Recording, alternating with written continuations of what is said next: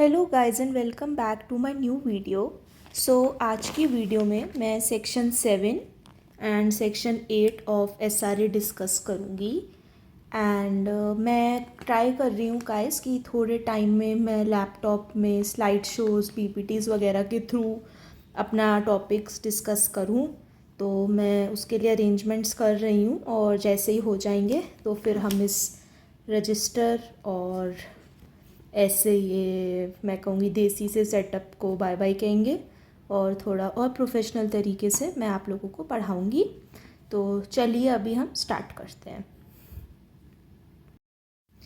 Guys अब हम start करते हैं।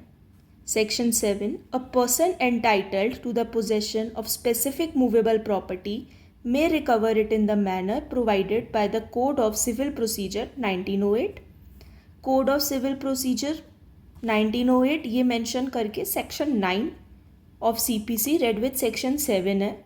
ये मैं अभी इसलिए मेंशन कर रही हूँ क्योंकि जो हमारा सेक्शन 5 था जो इमूवेबल प्रॉपर्टी से डील करता है वो भी सेम वर्ड्स यूज़ करता है, सेम टर्म्स यूज़ करता है। तो जो सेक्शन 5 की इंटरप्रिटेशन है वो बिल्कुल सेम सेक्शन 7 की इंटरप्रिटेशन है। फ़र्क इस बात का आता है कि सेक्शन 7 मूवेबल प्रॉपर्टी के लिए है और सेक्शन 5 इमूवेबल प्रॉपर्टी के लिए है। चलिए अब हम आते हैं एक्सप्लेनेशन पे।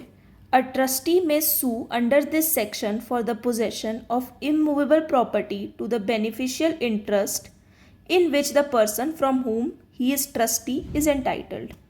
सपोज करिए एक ट्रस्टी है। ट्रस्टी कौन होता है? ट्रस्ट का जो फाइनेंस होता है वो हैंडल करने वाला। तो जो ट्रस्टी है, ट्रस्टी ने सूट करा है सपोज करिए वाई कंपनी के अगेंस्ट। इस कंपनी ने कोई मूवेबल गुड्स थे जिन पे उन बच्चों का राइट है। सपोज करिए कि बच्चों जो हैं, एक ट्रस्ट है जो बच्चों के लिए टेक केयर करता है उनके सारे एक्सपेंसेस वगैरह। तो उन्होंने कुछ ऑर्डर वगैरह दिया था, सपोज करते हैं हम कपड़ों का। तो कपड़ों का ऑर्डर था वो वाई कंपनी को प्लेस किया था, पर वाई कंपनी ने वो ऑर्डर गलती से, आप इमेजिन करिए कि जेड किसी जेड है पर्सन, जेड को भेज दिया। अब वो जो जेड है वो प्रॉपर्टी, जो मूवेबल प्रॉपर्टी हो गए कपड़े, वो कपड़े वापस नहीं कर रहा है। अब इस केस में जो एक्स है यानी कि जो ट्रस्टी है वो वाई कंपनी या फिर जेड, इन दोनों को पार्टीज बनाएगा सूट में और इन दोनों को सू करेगा। अच्छा, वो उन्हें सू करेगा। एक चीज़ इम्पॉर्टेंट है यहाँ पे करनी ज़रूरी है कि अगर ये एक्सप्लेनेशन नहीं होता तो ऐसी सिचुएशन अगर अराइज होती तो हम पे सीपीसी में ऑर्डर 31 है, उसमें सूट्स वाया ट्रस्टीज डिस्कस किए गए हैं, वो एप्लीकेबल होता एंड वो भी मोर और लेस इसी लॉजिक पे चलता है। तो जो हमारा प्रेजेंट स्टेटस है ऐसे सूट्स को लेके, ऐसे इशूज़ को लेके, वो भी अदरवाइज मेंटेन्ड रहता। तो कहने की बात ये है कि जो सेक्शन 7 है वो एनेबल करता है एक ट्रस्टी को भी सूट फाइल करने के लिए for recovery of specific movable property, अगर जो स्पेसिफिक मूवेबल प्रॉपर्टी है वो जिस ट्रस्ट का वो ट्रस्टी है, वो ट्रस्ट जिन लोगों को बेनिफिट कर रहा है उन बेनिफिशियरीज का राइट है उस मूवेबल प्रॉपर्टी में। जैसे जो मैंने एग्जाम्पल लिया उसमें कपड़ों पे राइट किसका है? बच्चों का। ट्रस्टी कौन है? एक्स। सूट किसने करा? एक्स। तो आई होप कि आप लोगों को एक्सप्लेनेशन 1 समझ आया होगा। अब हम आते हैं एक्सप्लेनेशन 2 पर। अ स्पेशल और temporary right to the present possession of movable property is sufficient to support a suit under this section. So explanation 2 ये चीज़ क्लियर करता है कि your right to recovery of specific movable property under section 7 is not subject to you being the owner only.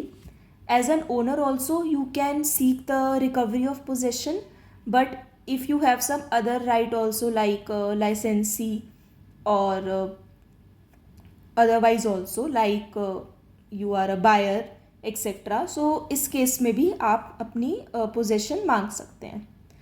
Agent हो गए या ऐसे भी कई केसेस होते हैं, जैसे मैंने लास्ट टाइम डिस्कस किया था इमूवेबल प्रॉपर्टी में, जैसे लेसर है मॉर्टगेजी हैं एक्सेट्रा। तो हमेशा आप अगर इमूवेबल प्रॉपर्टी की पोजेशन ले रहे हैं, इट्स नॉट नेसेसरी कि आप एज एन ओनर ही ले रहे हैं। तो वही सेम लॉजिक मूवेबल प्रॉपर्टी में भी है कि मूवेबल प्रॉपर्टी की अगर आप पोजेशन रिकवर करना चाह रहे हैं तो ज़रूरी नहीं है कि आपका टाइटल एज एन ओनर ही होगा, एज अ बेली भी हो सकता है, एज अ बायर भी हो सकता है, depending upon the facts and circumstances of the case. अब हम आते हैं सेक्शन 8 पे। Liability of person in possession not as owner to deliver to persons entitled to immediate possession. Any person having the possession or control of a particular article of movable property of which he is not the owner।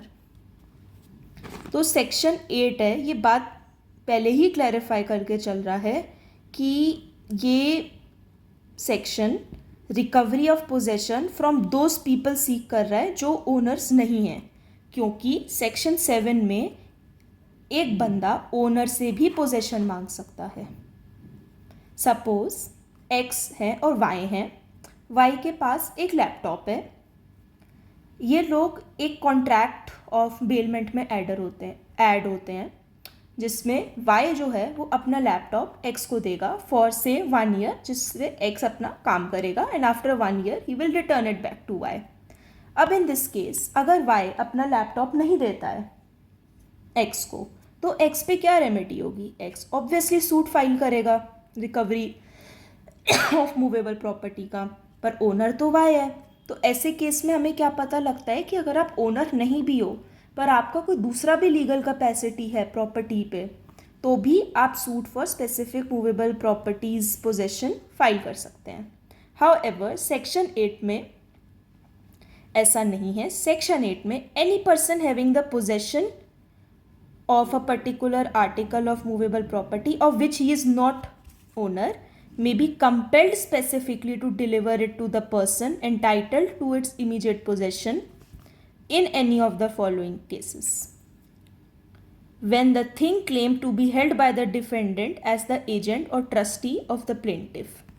तो suppose करिए दो बंदे हैं X और Y। X है Y का agent. X ने अपना आईपैड Y को दिया कुछ काम करने के लिए, वो लोग कोई कंपनी में काम करते हैं, उसने अपना आईपैड Y को दिया, but Y even after finishing the work which was delegated he is not returning it back to X and after repeatedly asking Y to do so he is not doing. Now अब इस case में कौन है owner? X। वहाँ पे किसकी possession है? Y। तो इस केस में जो X है वो being an owner and also the principal, वो Y डिफेंडेंट है, तो वो Y से उस आईपैड की पोजीशन वापस मांग सकता है। When compensation in money would not afford the plaintiff adequate relief for the loss of the thing claimed. तो सपोज करिए X है और Y है। X जो है उस पर एक फैमिली नेकलेस था जिससे उनकी फैमिली के इमोशंस जुड़े थे और वो बहुत एक्सपेंसिव भी था। उनकी ग्रैंड मदर ने दिया था X को and X was also very emotionally attached with it. But somehow what happens कि वो नेकलेस Y के पास पहुंच जाता है। May be X lost it और उसने Y को पहनने को दिया पर Y did not return it. So Y को जब X ने पूछा कि Y didn't you return it, तो Y टेल्स यार मेरे से तो खो गया। सो अब इस केस में वो नेकलेस था, नो डाउट वो बहुत महंगा था, बहुत पुराना था, पर despite the extreme financial value attach to it, उसके साथ एक सेंटिमेंटल वैल्यू भी थी। तो ऐसी सेंटिमेंटल वैल्यूज़ वाले आइटम्स के लिए सिर्फ कंपेंसेशन एक रेमेडी नहीं है। अच्छा आप सोचेंगे अच्छा नेकलेस की तो सपोज कॉस्ट करिए 10 lakhs थी और Y ने X को दे दी 10 lakhs, but what about his sentiments, what about the emotions of the family. So क्योंकि वो एक फैमिली नेकलेस था और वो बहुत जनरेशन से पास डाउन हो रहा था, तो उसकी सिर्फ मॉनेटरी सिग्निफिकेंस नहीं थी। तो ऐसे आइटम्स की सिग्निफिकेंस जब होती है तो वो क्लॉज B में फॉल करते हैं। उसके बाद आता है clause C। when it would be extremely difficult to ascertain the actual damages caused by its loss. Suppose करिए इस नेकलेस वाले ही एग्जाम्पल को हम ले, तो उस नेकलेस के खोने से उस फैमिली को क्या लॉस हुआ. सपोज करिए वो फैमिली वो नेकलेस अपनी आगे जो जनरेशन्स आती, daughter in law, daughters etcetera, उन्हें पास ऑन करती. उस नेकलेस की कल को जाके बहुत ज़्यादा वैल्यू हो जाती. या सपोज़ करिए कि कोई भगवान की मूर्ति थी, वो इस टाइप्स इसी सिमिलर सेट ऑफ सर्कमस्टांसेस में थी, वो खो जाती है. तो ऐसी मूर्ति की मे बी फाइनेंशियल वैल्यू इतनी ना हो, बट उसकी रिलीजियस एंड इमोशनल वैल्यू बहुत थी.